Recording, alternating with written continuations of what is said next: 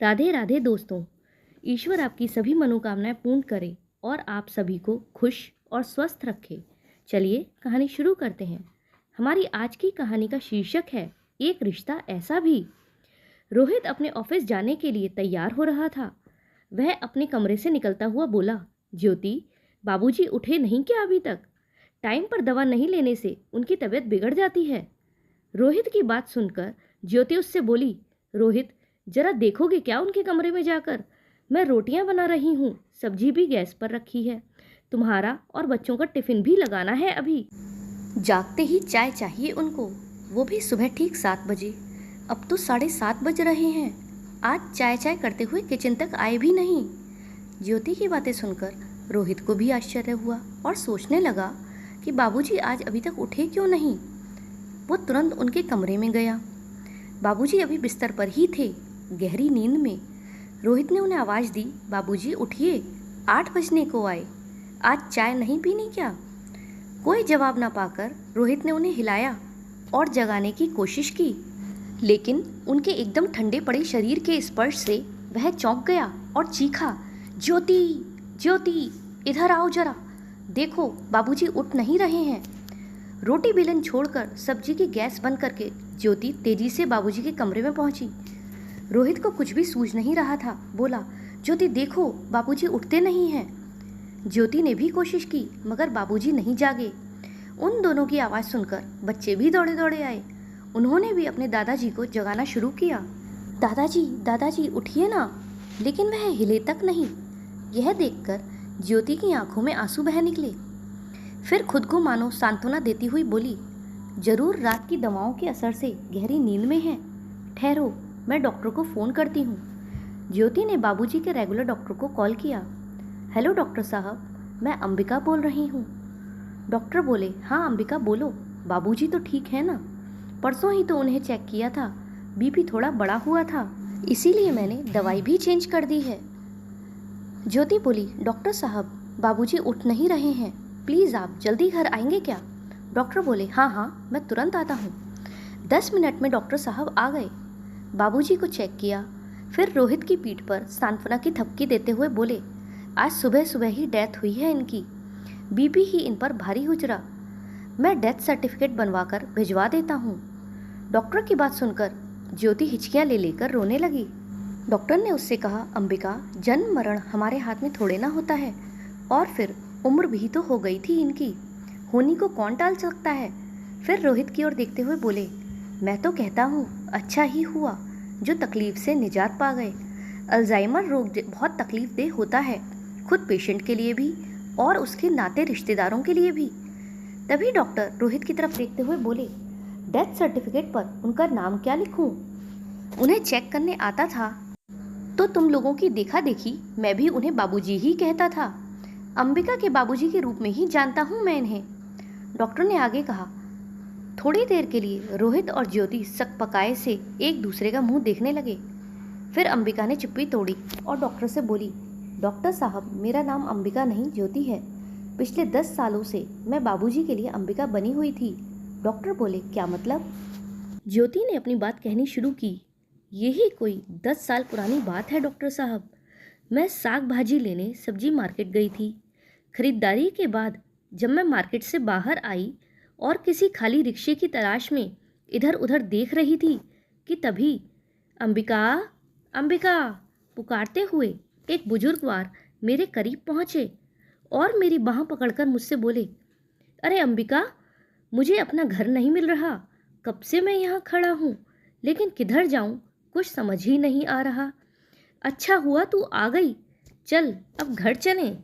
बुजुर्गवार किसी अच्छे घर से लग रहे थे, दिखने में भी और कपड़ों से भी। मेरा हाथ थामे बोलने लगे, अंबिका चल जल्दी, मुझे कब से भूख लगी है। मुझे समझ नहीं आ रहा था कि मैं क्या करूं।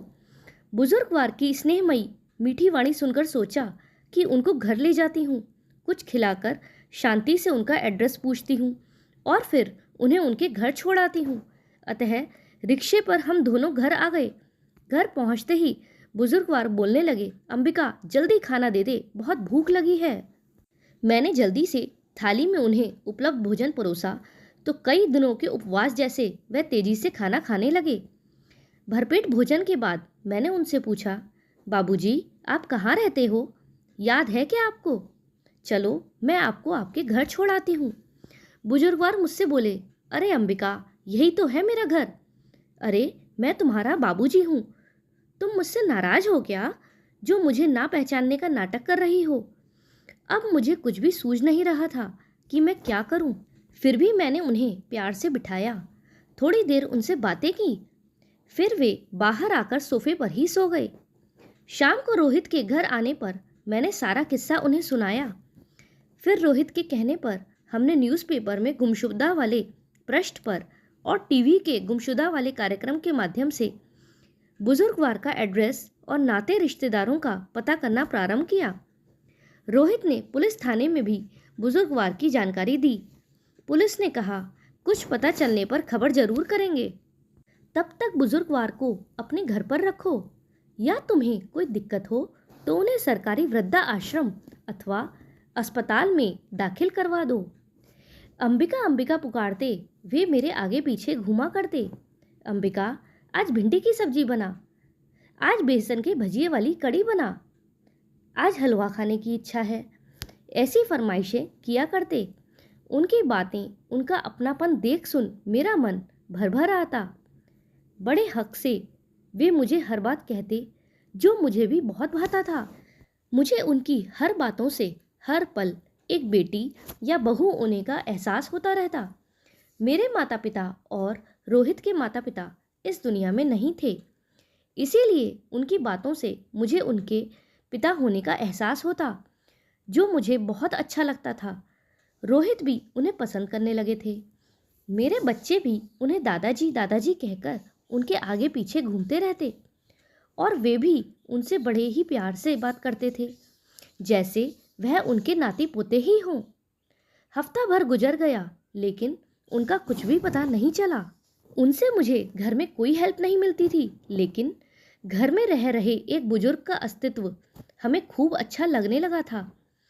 उनके लिए कुछ करना हमें खूब भाता। जब इतने दिनों तक उनके बारे में कोई जानकारी हासिल नहीं हो पाई, तब मैंने और रोहित ने निर्णय लिया कि हम उन्हें अब कहीं नहीं भेजेंगे, अपने घर पर ही अपने साथ ही रखेंगे। फिर हमने पुलिस थाने में भी अपने इस निर्णय की सूचना दे दी। बस तभी से वह बुजुर्गवार हमारे बाबूजी बन गए।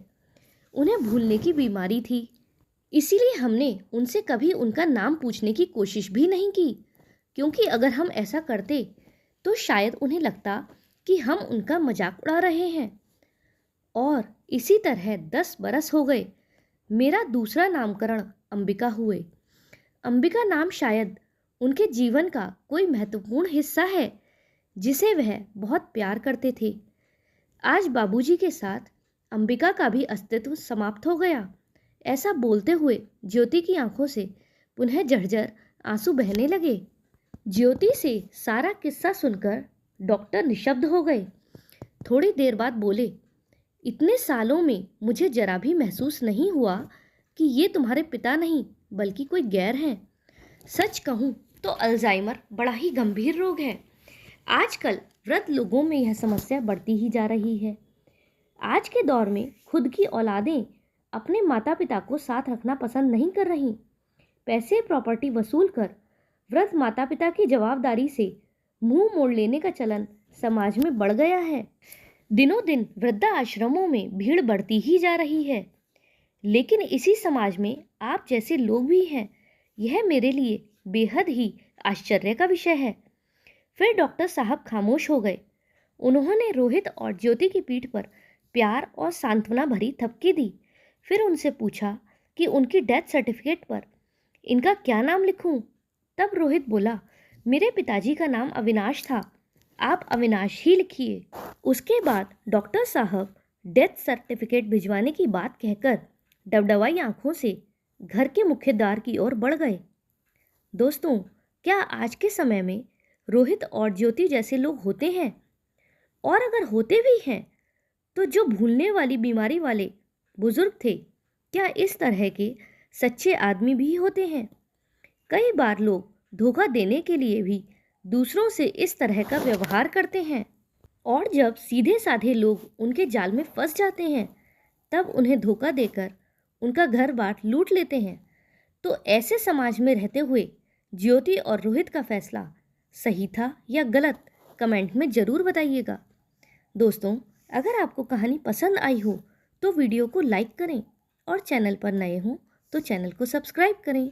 हमारे साथ अंत तक बने रहने के लिए धन्यवाद। जय श्री राधे।